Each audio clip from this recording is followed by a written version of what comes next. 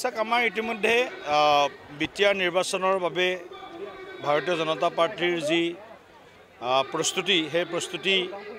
কিছু আমাৰ যি ৰণনীতিগত দিশ আছে সেইবিলাক ইতিমধ্যে কিছু বিষয় আলোচনা কৰিছোঁ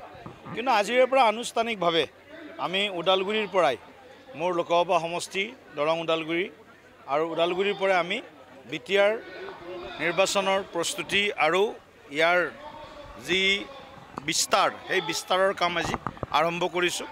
আৰু মিছন বিটিআৰ আজিৰ পৰা আমাৰ আৰম্ভ হৈছে বিজেপিৰ প্ৰতি ৰাইজৰ আস্থা বিশ্বাস দিনক দিনে বাঢ়িছে বিটিআৰত শান্তি বিটিআৰত সমন্বয় বিটিআৰত উন্নয়ন দ্ৰুতগতিত আগবাঢ়িছে আমি নিশ্চিতভাৱে আশাবাদী বিটিআৰ বাসীৰ যি সপোন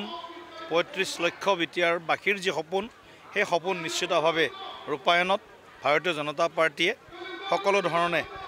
পদক্ষেপ গ্ৰহণ কৰিব আৰু বিটিআৰত আমি উন্নয়ন আৰু শান্তি সমান্তৰালভাৱে শক্তিশালী ৰূপত প্ৰতিষ্ঠা কৰাৰ দিশত আমি কাম কৰিম মেনন মুছাহাৰী এজন সমাজৰ লব্ধ প্ৰতিষ্ঠিত এজন সামাজিক ব্যক্তি আৰু আজি প্ৰমাণ কৰিছে যে মেনন মুছাহাৰীৰ যিটো জনপ্ৰিয়তাও প্ৰমাণ কৰিছে আৰু লগে লগে ভাৰতীয় জনতা পাৰ্টিৰ প্ৰতি ৰাইজৰ যিটো আস্থা ৰাইজৰ যিটো বিশ্বাস দুয়োটাই আজি ইয়াত প্ৰতিফলন ঘটিছে গতিকে মেনন মুছাহাৰী আৰু তেখেতৰ লগত অহা ৫ সহস্ৰাধিক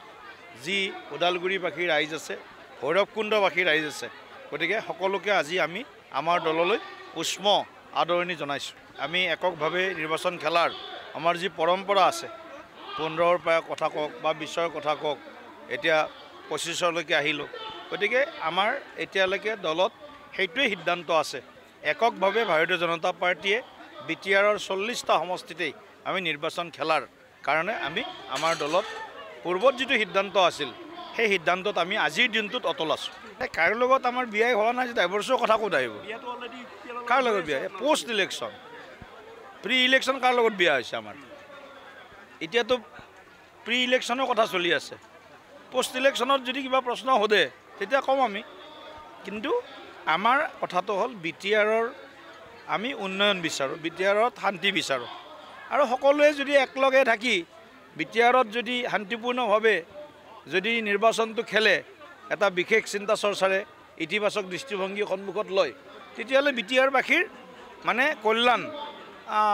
নিশ্চিতভাৱে এটা দ্ৰুতগতিত হ'ব এই মুহূৰ্তত UPPL ভাৰতীয় জনতা পাৰ্টিৰ চৰকাৰ ইয়াত আছে গতিকে আমাৰ মিত্ৰতা UPPLৰ লগত আছে BPFৰ লগত আমাৰ আজিৰ দিনত কোনো মিত্ৰতা নাই যদিও বিধানসভাত মাননীয় মুখ্যমন্ত্ৰী ডাঙৰীয়াৰ লগত BPF দলটোৱে চৰকাৰ চলোৱাত কিছু যিটো কোৱা হয় ফ্ল'ৰ কোঅৰ্ডিনেশ্যন সেইটো চলাই আছে কিন্তু আজিৰ দিনত BPFৰ লগত আমাৰ তেনেধৰণৰ কোনো মিত্ৰতা নাই UPPLৰ লগতো চৰকাৰ যি চলাই আছে চৰকাৰতহে মিত্ৰতা আছে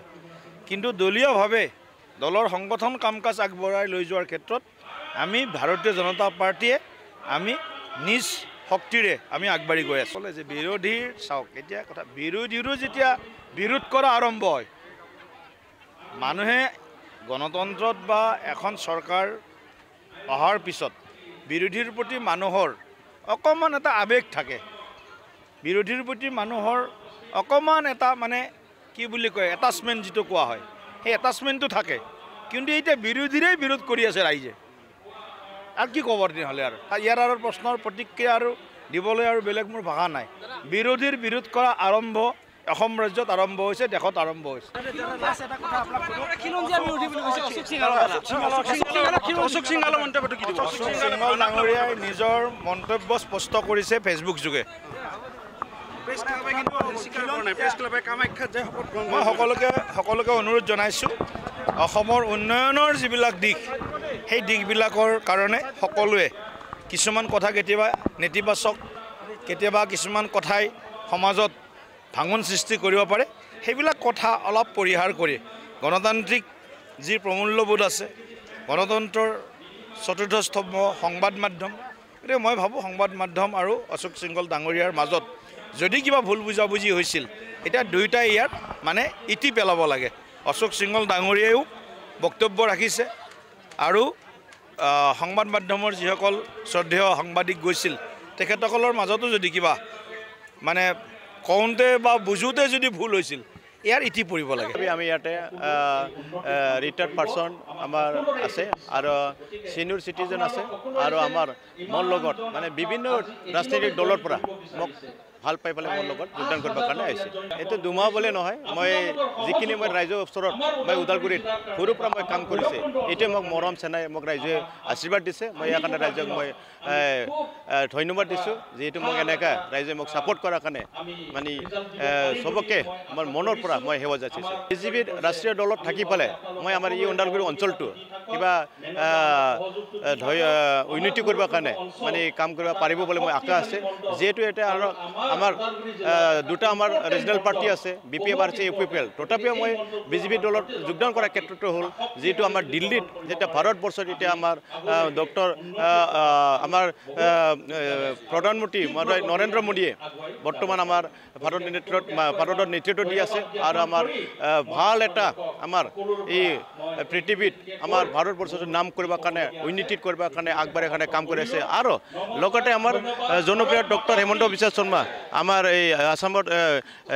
এই মন্ত্ৰী বা আমাৰ আগতে মন্ত্ৰী আছিল, এতিয়া বৰ্তমান আমাৰ CM, এই CM ছাৰে আমাৰ এই আজি বৰ্তমান এই অঞ্চলত আসামত শান্তি পৰিৱেশ আৰু উন্নতি কৰিবৰ কাৰণে দায়িত্ব লৈছে আৰু কাম কৰি আছে। এই দুইজনৰ নেতৃত্বত ভাৰতীয় জনতা পাৰ্টীয়ে বহুত আগবাঢ়িছে আৰু এইটোকে লৈ দেখা পাই পেলাই মই কিবা এটা ৰাজনৈতিক দলত থাকি পেলাই মই কাম কৰিব পাৰিম বুলি মই আশা কৰি পেলাই মই বিজেপি দলত মানে যোগদান কৰিছোঁ। এইটো পাৰ্টি নিৰ্ণয় কৰিব, পাৰ্টীয়ে যদি মোক দায়িত্ব দিয়ে তেতিয়া মই নিৰ্বাচন খেলিবৰ কাৰণে মই সাজু আছে। নিৰ্বাচন লক্ষ্য আছে আৰু নিৰ্বাচন লক্ষ্য আছে আৰু নিৰ্বাচন খেলিবলৈ মই ৰাইজক সেৱা কৰিবৰ কাৰণে মানে সদায় মানে তৈয়াৰী আছোঁ।